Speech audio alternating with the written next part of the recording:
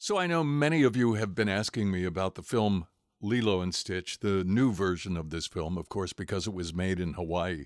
But instead of me giving you an opinion, I decided to contact an expert film critic. Fortunately, he's my neighbor. He lives right across the street, and he's the film critic for Metropolis Magazine. You know him, Don Morton. Hello, Don. Hi, Kong. It's been a while. It has indeed. But I'm certainly looking forward to your critique of the new Lilo and Stitch movie, and so are my friends back home in Hawaii. Okay. Okay, so where do we start? Tell us when and where you went to see the movie. I went to see it this morning over at Roppongi Hills. What time did you go to the theater? Movie started at 8:50.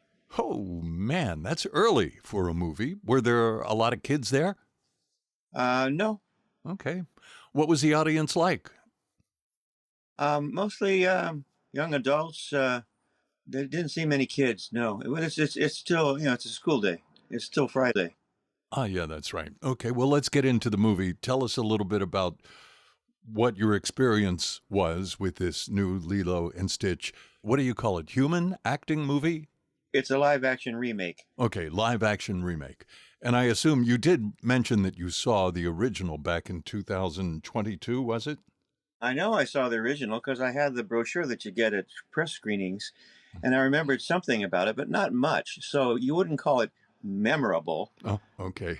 But so I downloaded it and watched it again.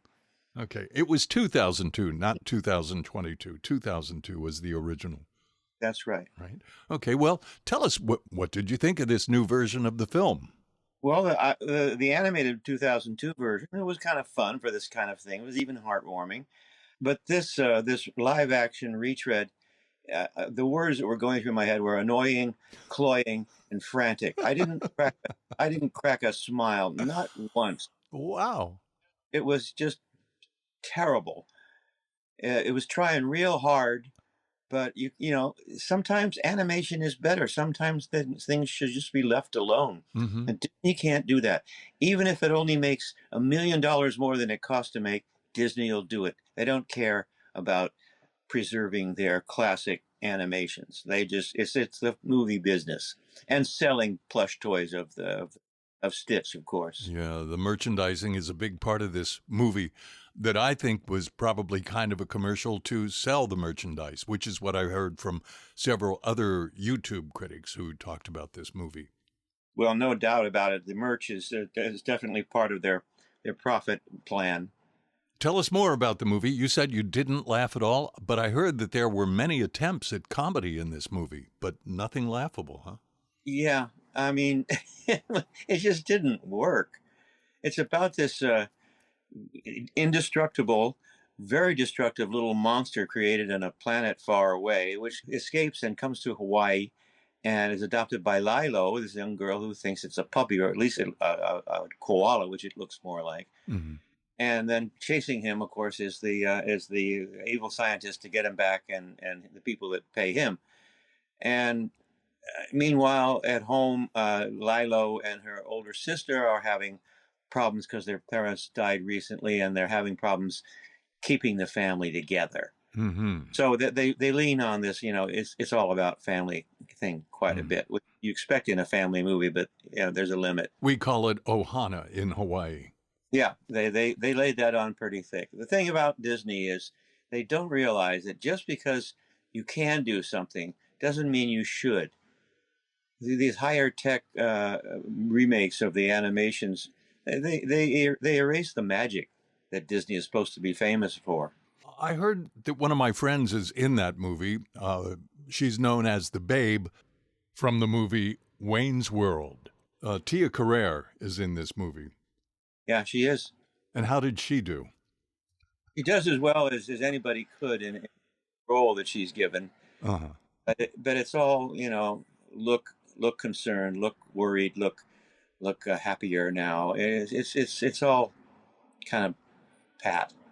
Well, the movie hit the box office as the #1 movie, beating out Tom Cruise's Mission Impossible, the latest installment of Mission Impossible. But I don't know where it is this weekend.